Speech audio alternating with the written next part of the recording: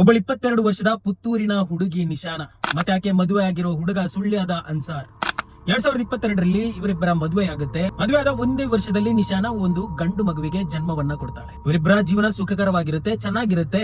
ಅತ್ತೆ ಮಾವ ನಾದ್ನೇರಿರ್ತಾರೆ. ಅನ್ಸಾರ್ ತನ್ನ ಕುಟುಂಬಕ್ಕೋಸ್ಕರ ದುಡಿಯೋಕೆ ಅಂತ ಬೆಂಗಳೂರಿಗೆ ಹೋಗ್ತಾನೆ. ಬೆಂಗಳೂರಿಗೆ ಹೋಗಿ ಅಲ್ಲಿ ಓಲಾ ಉಬರ್ ಟ್ಯಾಕ್ಸಿಯನ್ನ ಓಡಿಸ್ತಾ ಇರ್ತಾನೆ. ತುಂಬಾ ಕಷ್ಟಪಡ್ತಾ ಇರ್ತಾನೆ. ತನ್ನ ಮಗುವಿಗೋಸ್ಕರ, ತನ್ನ ತಂದೆ ತಾಯಿಯರಿಗೋಸ್ಕರ, ತನ್ನ ಹೆಂಡತಿಗೋಸ್ಕರ ಆತ ಕಷ್ಟಪಟ್ಟು ದುಡಿತಾ ಇರ್ತಾನೆ. ಹೀಗೆ ಜೀವನ ಸಾಗ್ತಾ ಇರುತ್ತೆ. ಸ್ವಲ್ಪ ದಿವಸದ ನಂತರ ನಿಶಾನಾಗೆ ಅತ್ತೆ ಮಾವರಿಂದ ಕಿರುಕುಳಗಳು ಶುರುವಾಗುತ್ತೆ. ಅತ್ತೆ ಮಾವ ಜೊತೆ ನಾದ್ನಿ ಕೂಡ ಕಿರುಕುಳವನ್ನ ಕೊಡಕ್ಕೆ ಶುರು ಮಾಡ್ತಾರೆ. ಯಾಕೆ ಕಿರುಕುಳವನ್ನ ಕೊಡ್ತಾರೆ ಅಂದ್ರೆ ಬೇರೆ ಬೇರೆ ವಿಚಾರಕ್ಕೆ ಕಿರುಕುಳವನ್ನ ಕೊಡ್ತಾಳೆ. ನಿಶಾನ್ ಅನ್ನೋಳು ಈ ಜೆನ್ಸಿ ಕಿಡ್ ಆಗಿರೋ ಕಾರಣಕ್ಕಾಗಿ ನಿಮಗೆ ಗೊತ್ತಿರಬಹುದು, ತುಂಬಾ ಜನರು ಈಗ ಅವರವರ ಶೈಲಿಯಲ್ಲಿ ಬಟ್ಟೆಯನ್ನ ಧರಿಸ್ತಾರೆ. ಹೀಗೆ ಕಿರುಕುಳಗಳು ಜೋರಾಗಿ ಆಗುತ್ತೆ. ತನ್ನ ಸ್ವಂತ ನಾದ್ನಿಯಿಂದ ಕಿರಿಕಿರಿ, ತನ್ನ ಮಾವನಿಂದ ಕಿರಿಕಿರಿ, ತನ್ನ ಅತ್ತೆಯಿಂದ ಕಿರಿಕಿರಿ, ಈ ತರ ನಿರಂತರ ಕಿರುಕುಳಗಳನ್ನ ಆಕೆ ಸಹಿಸಿ ನನಗೆ ತುಂಬಾ ಮೆಂಟಲಿ ತುಂಬಾ ಪ್ರಾಬ್ಲಮ್ ಆಗ್ತಾ ಇದೆ ಅಂತ ದಿವಸ ಗಂಡನಿಗೆ ಇದನ್ನ ಹೇಳ್ತಾಳೆ. ಗಂಡ ಹೇಳ್ತಾನೆ, ಇದನ್ನೆಲ್ಲ ದೊಡ್ಡ ವಿಚಾರವನ್ನಾಗಿ ಮಾಡಕ್ ಹೋಗ್ಬೇಡ, ಎಲ್ಲರೂ ಸರಿ ಹೋಗ್ತಾರೆ ಅಂತ ಆಕೆಗೆ ಹೇಳ್ತಾನೆ. ಪ್ರತಿ ದಿವಸ ಈ ಕಿರಿಕಿರಿ ತುಂಬಾ ಜಾಸ್ತಿ ಆಗ್ತಾ ಹೋಗುತ್ತೆ. 4 ವರ್ಷಗಳು ಕಳೆಯುತ್ತೆ. ಜುಲೈಯ ತಿಂಗಳಲ್ಲಿ ಒಂದ್ ದಿವಸ ಆಕೆ ಈ ಕಿರುಕುಳಗಳನ್ನ ಕೊಡುವುದನ್ನ ತನ್ನ ತಾಯಿಗೆ ಕರೆ ಮಾಡಿ ಹೇಳ್ತಾಳೆ. ಕರೆ ಮಾಡಿ ಹೇಳ್ತಾ ಇರ್ಬೇಕಾದ್ರೆ ತಕ್ಷಣ ಆಕೆಯ ಮಾವ ಬಂದು ಆಕೆಯ ಕೈಯಿಂದ ಫೋನ್ ಅನ್ನ ಬಲವಂತವಾಗಿ ಕಿತ್ಕೋತಾನೆ. ಕಿತ್ಕೊಂಡು ಆಕೆಯ ತಾಯಿಗೆ ಹೇಳ್ತಾನೆ, ನಿಮ್ಮ ಮಗಳನ್ನ ಆದಷ್ಟು ಬೇಗ ಬಂದು ಕರ್ಕೊಂಡು ಹೋಗಿ, ಇಲ್ಲಾಂದ್ರೆ ನಾವು ಸಾಯಿಸಿ ಆಗ್ತೀವಿ. ಹೀಗೆ ಜುಲೈ 18ಕ್ಕೆ ಆಕೆ ಸಹಿಸಲಾರದೆ ತನ್ನ ತಾಯಿಗೆ ಫೋನ್ ಮಾಡ್ಬಿಟ್ಟು ನನ್ನನ್ನ ಬಂದು ಕರ್ಕೊಂಡು ಹೋಗಿ, ಇವರ ಕಿರಿಕಿರಿ ನನಗೆ ಸಹಿಸೋಕೆ ಆಗೋಲ್ಲ ಅಂತ ಹೇಳ್ತಾಳೆ. ಹಾಗೆ ಆಕೆಯ ತಾಯಿ ನಾನು ಬರ್ತಾ ಇದ್ದೀನಿ ಅಂತ ಹೇಳ್ಬಿಟ್ಟು ಬರ್ತಾ ಇರ್ಬೇಕಾದ್ರೆ ಆಟೋದಲ್ಲಿ ಆಕೆಯ ನಾದ್ನಿ ಕಾಲ್ ಮಾಡಿ ಹೇಳ್ತಾಳೆ ಆಕೆಯ ತಾಯಿಗೆ, ನಿಮ್ಮ ಮಗಳು ರೂಮಿಗೆ ಹೋಗಿ ಡೋರ್ ಅನ್ನ ಹಾಕಿದ್ದಾಳೆ, ಮಗು ಅಳ್ತಾ ಇದೆ ಅಂತ ಹೇಳ್ತಾಳೆ. ನಿಶಾನಳ ತಾಯಿ ಈ ವಿಚಾರವನ್ನ ಕೇಳಿ ನಿಬ್ಬೆರಗಾಗಿ ಆಕೆಯ ಮನೆಗೆ ಹೋಗ್ತಾರೆ. ಮನೆಗೆ ಹೋಗಿ ನೋಡ್ಬೇಕಾದ್ರೆ ತನ್ನ ಮಗಳು ಶವವಾಗಿರ್ತಾಳೆ. ಹಾಗಿದ್ರೆ ನಿಶಾನಾಳೆ ತಡೆಯೋಕಾಗದೆ ಸೂಸೈಡ್ ಮಾಡ್ಕೊಳ್ಳ, ಅಥವಾ ಆಕೆಯ ಅತ್ತೆ ಮಾವ ನಾದ್ನಿ ಸೇರಿ ಸಾಯಿಸಿದ್ರ? ಆಕೆಯನ್ನ ಸಾಯಿಸಕ್ಕೆ ಕಾರಣ ಆದ್ರೆ ಏನು? Let's learn about today's case which is revolving around the innocent girl ನಿಶಾನ.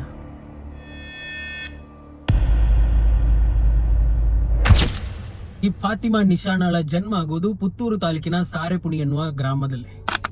ಇದೊಂದು ಸಣ್ಣ ಊರು, ತುಂಬಾ ಸೊಗಸಾಗಿರುವಂತ ಊರು. ಈ ಊರಲ್ಲಿ ಒಬ್ಬ ದಂಪತಿಗೆ ನಿಶಾನ ಅನ್ನುವ ಹುಡುಗಿ ಜನಿಸ್ತಾಳೆ. ಜನಿಸಿಯಾಗಿ ಸ್ವಲ್ಪ ದೊಡ್ಡವಳಾಗ್ತಾ ಇರ್ತಾಳೆ. ತನ್ನ ಸಣ್ಣ ವಯಸ್ಸಿನಲ್ಲಿ ಈ ಅನ್ಸಾರಿನ ಫ್ಯಾಮಿಲಿಯವರು, ಅಂದ್ರೆ ಅನ್ಸಾರಿನ ತಂದೆ ತಾಯಿಯರು ನಿಶಾನಳನ್ನ ನನ್ನ ಮಗನಿಗೆ ಕೊಟ್ಟು ಮದುವೆ ಮಾಡಿಕೊಡ್ಬೇಕು ಅಂತ ಹೇಳ್ತಾರೆ. ಹೀಗೆ ಅವರ ಮಾತಿಗೆ ರೆಸ್ಪೆಕ್ಟ್ ಅನ್ನ ಕೊಟ್ಟು, ನನ್ನ ಮಗಳಿಗೆ ವಯಸ್ಸಾದ ತಕ್ಷಣ ನಾವು ನಿಮ್ಗೆ ಮದುವೆ ಮಾಡಿ ಕೊಡ್ತೀವಿ ಅಂತ ನಿಶಾನಳ ತಂದೆ ತಾಯಿಯರು ಕೂಡ ಹೇಳ್ತಾರೆ. ಈ ಕತೆ ಹೀಗೆ ಆಕೆಯ ವಯಸ್ಸಾಗಿ ಆಕೆಯ ವಯಸ್ಸಿಗೆ ಬರುವ ಟೈಮಲ್ಲಿ ಆಕೆಯನ್ನ ಅನ್ಸಾರಿಗೆ ಕೊಟ್ಟು ಮದುವೆ ಮಾಡುವ ನಿರ್ಧಾರವನ್ನ ಇವರು ತೆಗಿತಾರೆ. ಹೀಗೆ 2022ರಲ್ಲಿ ನಿಶಾನಳ ಮದುವೆ ಅನ್ಸಾರಿನ ಜೊತೆ ತುಂಬಾ ವಿಜೃಂಭಣೆಯಿಂದ ಆಗುತ್ತೆ. ತುಂಬಾ ಅದ್ಭುತವಾಗಿರುತ್ತೆ. ಒಳ್ಳೆಯ ರೀತಿಯಲ್ಲಿ ಮದುವೆ ಮಾಡಿ ಕೊಡ್ತಾರೆ. ತನ್ನ ಮಗಳನ್ನ ಇನ್ನೊಬ್ಬನ ಮನೆಗೆ ಸೊಸೆಯಾಗಿ ಕಳಿಸ್ತಾರೆ. ಸೊ ಹೀಗೆ ಮದುವೆ ಆದ ಒಂದೇ ವರ್ಷದಲ್ಲಿ ನಿಶಾನ ಒಂದು ಗಂಡು ಮಗುವಿಗೆ ಜನ್ಮವನ್ನ ಕೊಡ್ತಾಳೆ. ಒಂದು ಕ್ಯೂಟ್ ಆಗಿರುವಂತಹ ಮಗು, ಒಂದು ಚಂದದ ಮಗು, ತುಂಬಾ ಇನ್ನೋಸೆಂಟ್ ಆಗಿರುವಂತಹ ಮಗು.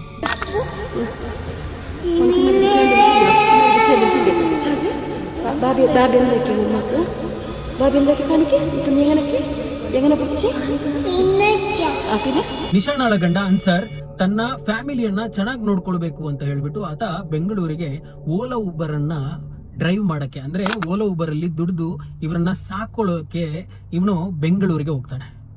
ಹೀಗೆ ನಿಶಾನ ತನ್ನ ಗಂಡನ ಮನೆಯಲ್ಲೇ ಇರ್ತಾಳೆ, ತುಂಬಾ ಚೆನ್ನಾಗಿರ್ತಾಳೆ.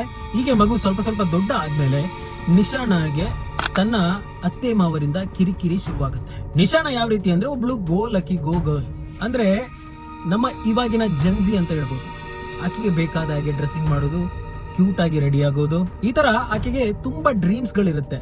ಸೊ ಯಾರಿಗೆ ಇಷ್ಟ ಇಲ್ಲ ಇಲ್ಲಿ? ಇವಾಗ ಇರುವಂತಹ ಜೆನ್ಸಿ ಜನರೇಷನ್ ಅಲ್ಲಿ ತುಂಬಾ ಜನರಿಗೆ ಇಷ್ಟ ಇರುತ್ತೆ, ಬೇರೆ ಬೇರೆ ತರ ಬಟ್ಟೆ ಹಾಕ್ಬೇಕು, ನಾನು ಚೆನ್ನಾಗಿರೋದು ಹಾಕ್ಬೇಕು, ಹಾಗೆ ಹೀಗೆ ಅಂತ ಸ್ವಲ್ಪ ರೀತಿ ರಿವಾಜು ಜೆನ್ಸಿ ತರ ಇರುತ್ತೆ, ಇವಾಗಿನ ಜನರೇಷನ್ ತರ ಇರುತ್ತೆ. ಆದ್ರೆ ಈ ತರದ ವಿಚಾರಗಳು ಆಕೆ ಅತ್ತೆ ಮಾವನಿಗೆ ಇಷ್ಟನೇ ಆಗೋದಿಲ್ಲ. ಆಕೆಗೆ ಕಿರಿಕಿರಿಯನ್ನ ಶುರು ಮಾಡ್ತಾರೆ. ಈ ತರ ಕಿರಿಕಿರಿಯ ವಿಚಾರದಲ್ಲಿ ಆಕೆಯ ನಾದ್ನಿ ಕೂಡ ಸೇರ್ತಾಳೆ, ಅಂದ್ರೆ ಅನ್ಸಾರಿನ ತಂಗಿ ಅಥವಾ ಅಕ್ಕ ಅನ್ಸುತ್ತೆ. ಅವಳು ಕೂಡ ಈ ವಿಚಾರದಲ್ಲಿ ಅತ್ತೆ ಮಾವ ಅಂದ್ರೆ ತನ್ನ ತಂದೆ ತಾಯಿಯರ ಜೊತೆ ಸೇರಿ ಈಕೆಗೆ ಕಿರುಕುಳವನ್ನ ಕೊಡಕ್ಕೆ ಶುರು ಮಾಡ್ತಾರೆ. ಮೊದಲನಾಗಿ ಈಗ ಟಿಪಿಕಲ್ ಇಂಡಿಯನ್ ಫ್ಯಾಮಿಲಿ ಯಾವ ರೀತಿ ಇರುತ್ತೆ ಅಂದ್ರೆ, ತನ್ನ ಮಗನಿಗೆ ಮದುವೆ ಮಾಡಿ ಕೊಟ್ಟಾದ್ಮೇಲೆ ಮಗನಿಂದ ಸ್ವಲ್ಪ ಕಮ್ಮಿ ಅಟೆನ್ಷನ್ ಸಿಗುತ್ತೆ, ಅಥವಾ ಕಮ್ಮಿ ರೆಸ್ಪಾನ್ಸಿಬಿಲಿಟಿ, ನನ್ನ ಮಗ ನಮಗೆ ಕಮ್ಮಿ ಪ್ರೀತಿ ತೋರಿಸ್ತಾನೆ ಅಥವಾ ನಮಗೆ ದುಡ್ಡು ಕಮ್ಮಿ ಕೊಡ್ತಾನೆ, ಈ ತರದ ಮೆಂಟಾಲಿಟಿ ನಮ್ಮ ಇವಾಗಿನ ತಂದೆ ತಾಯಿಯರಿಗೆ ಇರುತ್ತೆ. ಆಲ್ಮೋಸ್ಟ್ 100ರಲ್ಲಿ 85% ಜನರ ಮೈಂಡ್ ಸೆಟ್ ಅದೇ ತರ ಇರುತ್ತೆ. ನನ್ನ ಮಗ ದುಡಿದು ನನಗೇನೆ ಕೊಡಬೇಕು, ಅಥವಾ ನನ್ನ ಮಗ ನನಗೆ ಅಟೆನ್ಷನ್ ಜಾಸ್ತಿ ಕೊಡಬೇಕು. ಮದುವೆ ಆದ ನಂತರ ಯಾವ ರೀತಿ ತುಂಬಾ ಪೇರೆಂಟ್ಸ್ ಗಳು ಈ ತರ ಎಕ್ಸ್ಪೆಕ್ಟೇಷನ್ಸ್ ಗಳನ್ನ ಇಟ್ಕೊಳ್ತಾರೆ, ಅದೇ ರೀತಿ ಇವರು ಕೂಡ ಅವರ ಮಗನ ಎಕ್ಸ್ಪೆಕ್ಟೇಷನ್ ಅನ್ನ ಇಟ್ಕೊಂಡಿರ್ತಾರೆ. ಸ್ವಲ್ಪ ಅಟೆನ್ಷನ್ ಕಮ್ಮಿ ಆದ ತಕ್ಷಣ ಈಕೆಗೆ ಕಿರುಕುಳವನ್ನ ಕೊಡಕ್ಕೆ ಶುರು ಮಾಡ್ತಾರೆ ಇವರು.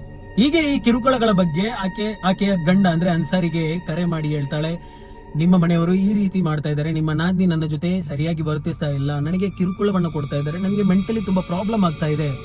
ಆಗ ಅನ್ಸಾರ್ ಹೇಳ್ತಾನೆ, ದಯವಿಟ್ಟು ಸ್ವಲ್ಪ ಪೇಷನ್ಸ್ ಅನ್ನ ಇಟ್ಕೋ, ಅವರು ಸರಿ ಆಗ್ತಾರೆ, ಹಾಗೆ ಹೀಗೆ ಅಂತ ಹೇಳಿ ತುಂಬಾ ಸಲ ಆಕೆಯನ್ನ ಸಮಾಧಾನ ಮಾಡ್ತಾನೆ. ಬಟ್ ಇವರ ಕಿರುಕುಳ ಅನ್ನೋದು ಎಕ್ಸ್ಟ್ರೀಮ್ ಲೆವೆಲ್ ಅಲ್ಲಿ ಹೋಗ್ತಾ ಇರುತ್ತೆ. ನೀನ್ ಆತರ ಬಟ್ಟೆಯನ್ನ ಹಾಕ್ಬಾರ್ದು, ನೀನ್ ಆತರ ಮೇಕಪ್ ಮಾಡ್ಕೋಬಾರ್ದು, ನೀನ್ ಆತರ ಹೋಗ್ಬಾರ್ದು, ಈ ತರ ಹೋಗ್ಬಾರ್ದು, ಈ ತರ ಬರ್ಬಾರ್ದು, ಇದನ್ ಮಾಡಬಾರ್ದು, ಅದನ್ ಮಾಡಬಾರ್ದು ಅನ್ನೋ ತುಂಬಾ ಕಿರುಕುಳವನ್ನ ಆಕೆಗೆ ಕೊಡ್ತಾನೆ ಇರ್ತಾರೆ. ಒಂದ್ ದಿವಸ ಏನಾಗುತ್ತೆ, ಈಕೆ ತನ್ನ ತಾಯಿಗೆ ಫೋನ್ ಮಾಡ್ತಾಳೆ.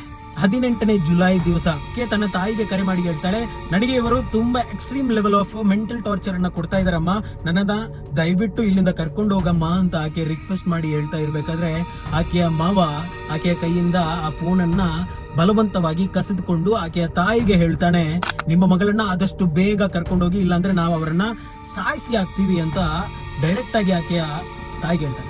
ಇಲ್ಲಿ ಆಕೆಯ ಮಾವ ಯಾರಂದ್ರೆ ಅಲವಿ ಅನ್ನೋ ಈತ ತುಂಬಾ ಕೋಪಿಷ್ಟ, ತುಂಬಾ ಜೋರಾಗಿರುವಂತಹ ಮಾವ. ಈತ ತುಂಬಾ ಕೋಪಿಷ್ಟ ಅನ್ನೋದು ನೆರೆಹೊರೆಯವರು ಕೂಡ ಹೇಳುವಂತಹ ಮಾತು. ನೀವು ಬನ್ನಿ ಕರ್ಕೊಂಡೋಗಿ ಅಂತ ಹೇಳಿದ್ರು. ಆವಾಗ ಮಾವ ಫೋನ್ ತೆಗೆದು ಹೇಳಿದ್ರು, ನೀವು ಬಂದು ಕರ್ಕೊಂಡೋಗಿಲ್ಲ ಅಂದ್ರೆ ನಾನು ಒಂದು ಜೈಲಿಗೆ ಹೋಗ್ತೀನಿ ಅಂತ ಹೇಳಿದ್ರು. ನಾನು ಹೇಳ್ತಾ ಇರೋದು, ಒಬ್ಬ ಮಾವ ಅನ್ನೋನು ಯಾವ ತರ ಇರ್ಬೇಕಂದ್ರೆ ತನ್ನ ಸೊಸೆಯನ್ನ ತನ್ನ ಮಗಳ ತರ ನೋಡ್ಕೋಬೇಕು. ಆದ್ರೆ ಇಲ್ಲಿ ಈ ಕೇಸಲ್ಲಿ ಈ ಮಾವ ಅನ್ನೋನು ರಾಕ್ಷಸ ಆಗಿದ್ದ. ಆಕೆಯ ಕೈಯಿಂದ ಫೋನ್ ಅನ್ನ ಕಸಿದುಕೊಂಡು ಆಕೆಯ ತಾಯಿಗೆ ಡೈರೆಕ್ಟ್ ಆಗಿ ಹೇಳ್ತಾನೆ. ಅಂದ್ರೆ ಯಾವ ತರ ಅಂತ ನನಗಂತೂ ಅರ್ಥ ಆಗ್ತಾ ಇಲ್ಲ, ಯಾವ ತರ ಮೈಂಡ್ ಸೆಟ್ ಈತನದ್ದು ಅನ್ನೋದು ನನಗೆ ಅರ್ಥ ಆಗ್ತಾ ಇಲ್ಲ. ನಿಮ್ಗೆ ಏನ್ ಅನಿಸ್ತಾ ಇದೆ ಕಮೆಂಟ್ ಸೆಕ್ಷನ್ ಅಲ್ಲಿ ತಿಳಿಸಿ. ಹೀಗೆ ಆಕೆಯ ತಾಯಿ ಹೇಳ್ತಾರೆ, ಇಲ್ಲಮ್ಮ ನಾನು ಬರ್ತಾ ಇದ್ದೇನೆ ನನ್ನ ಕರ್ಕೊಂಡು ಹೋಗ್ಲಿಕ್ಕೆ ಅಂತ ಹೇಳಿ ಆಕೆಯ ತಾಯಿ ಆಟೋವನ್ನ ಹತ್ತಾಳೆ. ಆಟೋವನ್ನ ಹತ್ತಿ ಬರ್ತಾ ಇರ್ಬೇಕಾದ್ರೆ ಆಕೆಯ ನಾದ್ನಿ ಮತ್ತೆ ಆಕೆಯ ತಾಯಿಗೆ ಫೋನ್ ಮಾಡಿ ಹೇಳ್ತಾಳೆ, ನಿಮ್ಮ ಮಗಳು ರೂಮಿನ ಒಳಗೋಗಿ ಬಾಗಿಲು ಹಾಕಿದ್ದಾಳೆ, ಮಗು ಹೊರಗಿದೆ, ಮಗು ಅಳ್ತಾ ಇದೆ ಅಂತ ಹೇಳ್ತಾಳೆ. 9:21ಕ್ಕೆ ನಾದಿಂದು ಕಾಲ್ ಬಂತು ಬಸ್. ಹೇಳಿದ್ರು ಅವಳು ರೂಮಲ್ಲಿ ಮೇಲೆ ಮಗು ಹೋಗ್ತಾ ಇದೆ, ಡೋರ್ ತೆಗಿಯೋದಿಲ್ಲ ಅಂತ ಹೇಳಿದ್ರು. ನಾದಿನಿ ಫೋನ್ ಮಾಡಿ ಹಾಗೆ ನನಗೆ ಮಾತಾಡಿ, ನಾನು ಅಂಗದ ಹತ್ರ ಕೊಟ್ಟೆ. ಅವಳು ಮಾತಾಡಿ, ನೀವು ನೋಡಿ ಅದನ್ನು ಹೊಡಿರಿ, ಡೋರ್ ಹೊಡೆದು. ಹೀಗೆ ಆಕೆಯ ತಾಯಿ ತುಂಬಾ ರಭಸವಾಗಿ, ತುಂಬಾ ಅರ್ಜೆಂಟ್ ಆಗಿ, ತುಂಬಾ ಭಯದಿಂದ ತಡಬಡಿಸಿಕೊಂಡು ಆಟೋದಲ್ಲಿ ಹೋಗ್ತಾ ಹೋಗ್ತಾ ಹೋಗ್ತಾ ಆಕೆಯ ಮನೆಗೆ ಮುಟ್ಟಿ ಆದ್ಮೇಲೆ ನೋಡ್ಬೇಕಾದ್ರೆ ಆಕೆಯ ಮಗಳು ಸಾವನ್ನಪ್ಪಿದ್ದಾಳೆ. ಆಕೆಯ ಮಗಳು ಶವವಾಗಿ ಬಿದ್ದಿದ್ದಾಳೆ. ಮತ್ತೆ ನಾವು ಗಾಬರಿಲಿ ಆದ್ರೆ ನಾವು ಅಲ್ಲಿ ಮತ್ತೆ ಹೋಗಿದ್ದಾಗ ಅಲ್ಲಿ ಮಲಗಿಸಿ ನಾವು ಹೋಗಿ ನೋಡುವಾಗ ತನ್ನ ಮಗಳ ಶವವನ್ನ ನೋಡಿದ ತಾಯಿ ಬಿಕ್ಕಿ ಬಿಕ್ಕಿ ಹತ್ತು, ನೀವೇ ನನ್ನ ಮಗಳನ್ನ ಸಾಯಿಸಿ ಹಾಕಿದೀರಾ ಅಂತ ಜೋರಾಗಿ ಕಿರಿಚ್ತಾ ಹೇಳ್ತಾ ಇರ್ತಾಳೆ. ಆದ್ರೆ ಅವರು ಹೇಳ್ತಾರೆ, ನಿಮ್ಮ ಮಗಳನ್ನ ನಾವು ಸಾಯಿಸಿಲ್ಲ, ನಿಮ್ಮ ಮಗಳು ಸೂಸೈಡ್ ಮಾಡ್ಕೊಂಡಿದ್ದಾಳೆ ಅಂತ ಹೇಳ್ತಾರೆ. ಆದ್ರೆ ಯಾವುದೇ ರೀತಿ ಫ್ಯಾನ್ ನಲ್ಲಿ ಯಾವುದೇ ರೀತಿ ಹಗ್ಗಗಳು ಇರಲಿಲ್ಲ, ಯಾವುದೇ ರೀತಿ ಸೀರೆಯನ್ನ ಕಟ್ಟಿದ ದೃಶ್ಯವಾಗಿರ್ಲಿ ಅಥವಾ ವಿಷವನ್ನ ಕುಡಿದಿರುವಂತಹ ಯಾವುದೇ ರೀತಿಯ ಪ್ರೂಫ್ ಕೂಡ ಅಲ್ಲಿ ಇರಲಿಲ್ಲ. ಹೀಗೆ ಆಕೆಯ ತಾಯಿ ಪೊಲೀಸ್ ಕಂಪ್ಲೇಂಟ್ ಅನ್ನ ಕೊಡ್ತಾಳೆ. ಕಂಪ್ಲೇಂಟ್ ಅನ್ನ ಕೊಟ್ಟು ಪೊಲೀಸರು ತನಿಖೆಗೆ ಬರಬೇಕಾದ್ರೆ ಇವರು ಇದೇ ಸುಳ್ಳನ್ನ ಮತ್ತೆ ರಿಪೀಟ್ ಮಾಡಿ ಹೇಳ್ತಾರೆ. ಸ್ಥಳಕ್ಕೆ ಬಂದ ಪೊಲೀಸರು ತುಂಬಾ ಚೆನ್ನಾಗಿ ಇನ್ವೆಸ್ಟಿಗೇಷನ್ ಅನ್ನ ಮಾಡ್ತಾರೆ. ಮಾಡಿ ನೋಡ್ಬೇಕಾದ್ರೆ ಅಲ್ಲಿ ಆಕೆ ನೇಣು ಬಿಗಿಲಿಕ್ಕೆ ಅಂತ ಯಾವುದೇ ಚಾನ್ಸಸ್ ಇರೋದಿಲ್ಲ, ಅದೇ ರೀತಿ ಯಾವುದೇ ವಿಷ ಕುಡಿಯುವಂತಹ ಅಲ್ಲಿ ಪ್ರೂಫ್ ಕೂಡ ಇರುವುದಿಲ್ಲ. ಪೊಲೀಸರಿಗೆ ಅದು ಗೊತ್ತಾಗುತ್ತೆ. ಪೊಲೀಸರಿಗೆ ಈ ಅತ್ತೆ ಮಾವ ಮತ್ತು ನಾದ್ನಿಯ ಮೇಲೆ ದೊಡ್ಡ ಅನುಮಾನವೇ ಬರುತ್ತೆ. ಇಲ್ಲಿ ಮಾವನ ಹೆಸರು ಅಲವಿ, ಅತ್ತೆಯ ಹೆಸರು ಆಯಿಷಾ, ನಾದ್ನಿಯ ಹೆಸರು ಫಸೀಲಾ. ಇವರು ಮೂವರ ಫೋಟೋವನ್ನ ಹಾಕಿದೀನಿ, ನೋಡಿ ಇವರು ಯಾವ ತರ ಕಾಣ್ತಾ ಇದ್ದಾರೆ ಅಂತ. ಈ ನಿಶಾಣಗಳನ್ನ ಕೊಲ್ಲಲಿಕ್ಕೆ ಮೈನ್ ಕಾರಣ ಯಾವ್ದಂತ ನೀವು ಕೇಳಿದ್ರೆ ಶಾಕ್ ಆಗ್ತೀರಾ. ಕೊನೆಯಲ್ಲಿ ಹೇಳ್ತೀನಿ, ದಯವಿಟ್ಟು ವಿಡಿಯೋನ ಪೂರ್ತಿಯಾಗಿ ನೋಡ್ತಾ ಇರಿ.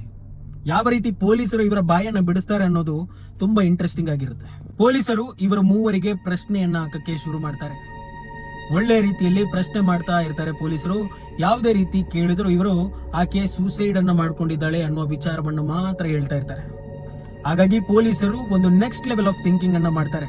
ತಾಯಿಯನ್ನ ಎದುರು ಕೂರಿಸಿ ತನ್ನ ಮಗಳಿಗೆ, ಅಂದ್ರೆ ಈ ಆಯಿಷಾ ಅವರನ್ನ ಕೂರಿಸಿ ತನ್ನ ಮಗಳಾಗಿರುವಂತಹ ಫಸೀಲ್ ಅಂದ್ರೆ ನಮ್ಮ ನಿಶಾನಳ ನಾದ್ನಿಗೆ ಪೊಲೀಸರು ರಪ್ಪನೆ ಒಂದೆರಡು ಏಟುಗಳನ್ನ ಬಿಡ್ಬೇಕಾದ್ರೆ ತಾಯಿಯ ಕರುಳು ಚುರುಕ್ಕನ್ನುತ್ತೆ, ಅಂದ್ರೆ ಆಯಿಷಾಳ ಕರುಳು ಚುರುಕ್ಕನ್ನುತ್ತೆ. ಅವಾಗ ಅವಳು ಬಾಯಿ ಬಿಡಕ್ಕೆ ಶುರು ಮಾಡ್ತಾಳೆ. ಸೊ ಇವಾಗ ನಿಮ್ಗೆ ಕಂಪ್ಲೀಟ್ ಆಗಿ ಅವರು ಯಾವ ರೀತಿ ಈ ಹುಡುಗಿಯನ್ನ ಸಾಯಿಸಿದ್ದಾರೆ ಅಂತ ಗೊತ್ತಾಗುತ್ತೆ.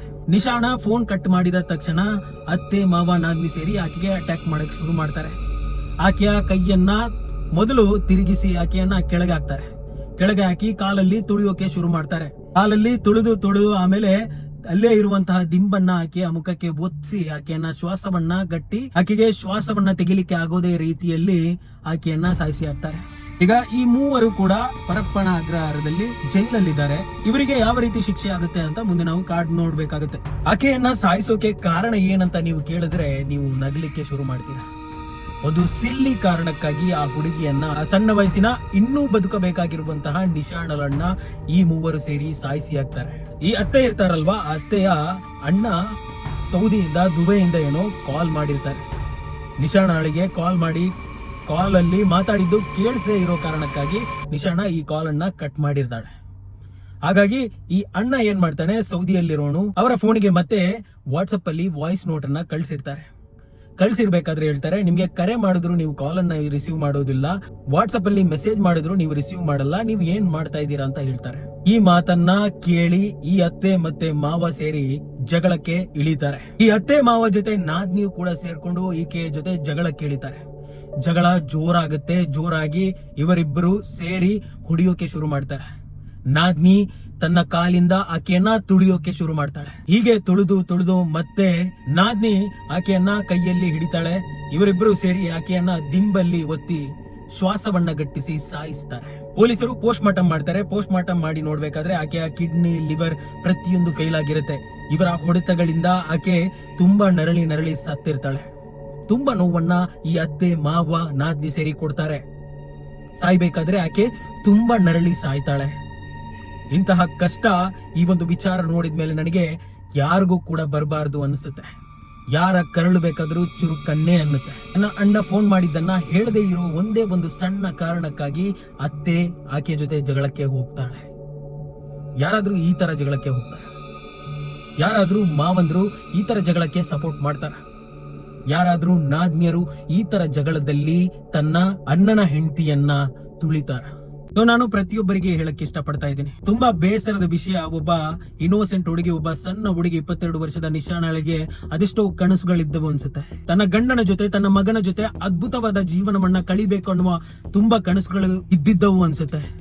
ಆಕೆಯ ಕನಸನ್ನ ನುಚ್ಚು ನೂರು ಮಾಡ್ಬಿಡ್ತಾರೆ ಇವರು.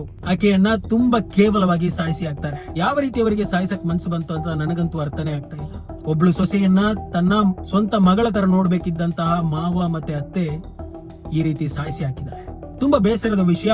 ನಮ್ಮ ಸಮಾಜ ಎಲ್ಲಿ ಹೋಗ್ತಾ ಇದೆ? ಒಂದ್ ದಿವಸ ನೋಡಿದ್ರೆ ಒಬ್ಬ ಮಚ್ಚಲ್ಲಿ ಕೊಚ್ತಾನೆ, ತಾನೇ ಪ್ರೀತಿಸಿದ ಹುಡುಗಿಯನ್ನ ಕೊಚ್ಚಾಕ್ತಾನೆ. ಇನ್ನೊಂದ್ ದಿವಸ ನೋಡಿದ್ರೆ ಅತ್ತೆ ಮಾವ ತನ್ನ ಮಗಳ ತರ ಇರುವಂತಹ ಹುಡುಗಿಯನ್ನ ಸಾಯಿಸಿ ಹಾಕ್ತಾರೆ.